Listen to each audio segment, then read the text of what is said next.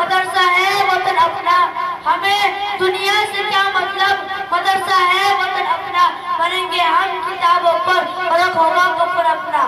مولانا نے اپنے آپ سے آزاد کر دیا تو طالب علم کو دیکھو، باخدا جو طالب علم اپنے علم دین حاصل کرنے کی نیت سے کسی عالم کے دروازے پر جاتا ہے تو اس کو ہر قدم پر 1 سال کی عبادت کرنے کا ثواب ملتا ہے اور اس کے لیے جنت میں ایک شہر بنا دیا جاتا ہے۔ السلام علیکم ورحمۃ اللہ وبرکاتہ۔ نحمد و نصلی علی رسول کریم، اما بعد، قال النبی صلی اللہ علیہ وسلم خیرکم من تعلم القرآن وعلمہ او کما قال علیہ السلام۔ محترم سامعین کرام، آج کی اس متبرک مجلس میں میں آپ حضرات کے روبرو مدرسے کی مختصر حقیقت بیان کرنا چاہتا ہوں، امید ہے کہ آپ بغور سماعت فرمائیں۔ مدرسہ ایک بہت بڑی نعمت ہے، آج کے دور میں مدرسہ بہت ہی قیمتی چیز ہے، اللہ تعالیٰ نے آج ہی نعمت عطا کی ہے، ہمیں اس سے فائدہ اٹھانا چاہیے۔ علم دین کا اتنا زندہ پڑھنے کے جس سے نماز، روزہ وغیرہ درست ہو سکے، علم دین کی تعلیم سے مدرسے جاتی ہے۔ یہ مدرسہ ماں کی گود کی طرح ہے، جس طرح بچہ ماں کی گود میں پرورش پاتا ہے اسی طرح انسان یہی پرورش پاتا ہے۔ اور یہ مدرسہ انسان کو انسان بناتا ہے، یہ مدرسہ چند افراد مل کو بناتا ہے، یہ مدرسہ کئی افراد بناتا ہے، ہم یہ مدرسہ کی عمارت بناتے ہیں، یہ مدرسہ ہمارا قلب بناتا ہے اور اللہ سے تعلق جوڑتا ہے۔ اور یہی نبی کے کام تھے کہ مخلوق کو خالق سے جوڑتے تھے، اسی طرح یہ مدرسہ بھی ہمیں اللہ سے جوڑتے ہیں۔ جس طرح نبی مخلوق کو خالق سے جوڑتے تھے اسی طرح یہ مدرسہ ہمیں اللہ جوڑتے ہیں۔ لہذا ان مدرسوں کو نہ کوئی طاقت لا سکتی ہے نہ کوئی مدرسوں کو توڑ سکتا ہے۔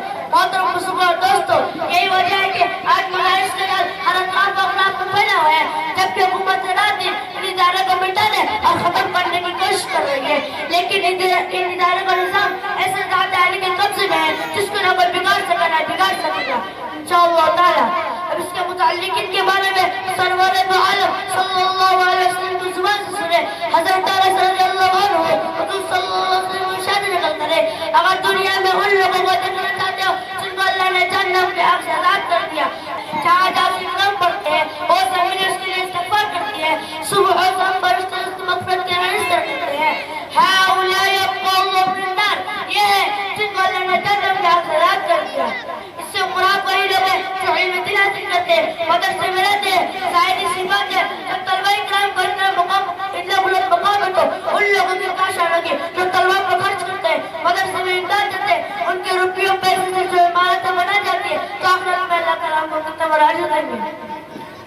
دوستو، مدرسہ کیا ہے؟ مدرسے میں قرآن ہے جو اللہ کی کتاب ہے، انقلابی کتاب ہے جس نے دنیا کی کایا پلٹ دی، ہر جگہ مٹا دی۔ سب سے پہلے قرآن نے آ کر یہ کیا، جو بندے خدا سے جڑ چکے تھے انہیں خدا سے جوڑا اور فرمایا تم خدا سے تعلق توڑتے ہو، لیکن خدا تم سے تعلق نہیں توڑتا۔ چنانچہ اور خالق اور مخلوق سے تعلق نہ ہوتا تو قرآن نہ بھیجتا، قرآن نے بھٹکے ہوئے لوگ قرآن دکھایا اور زمانے کو خیر القرون بنا دیا۔ قرآن قیامت تک آنے والے لوگوں کے لیے مشغل راہ بن گیا۔ قرآن مجید میں اتنا بلند مقام ہو گئے، محمد حضور صلی اللہ علیہ وسلم کو محمد بن عبداللہ سے محمد رسول اللہ صلی اللہ علیہ وسلم بنا دیا اور خاتم النبیین بنا دیا۔ بہرحال ادارے کا مدار طالب و مدرس پر ہے، تعمیر اس سے اونچائی نہیں آتی۔ ادارے کا رشتہ اصحاب صفت سے چلا ہوا ہے، جس کے معلم سرور دو عالم صلی اللہ علیہ وسلم تھے، جس کے طالب علم حضرت ابوبکر صدیق رضی اللہ عنہ، حضرت فاروق اعظم رضی اللہ عنہ جیسے تھے۔ ہم بھی فخر سے کہہ سکتے کہ اولئک آبائی فجئنی بمثلہم، کیا کوئی یونیورسٹی سے فارغ ہونے والا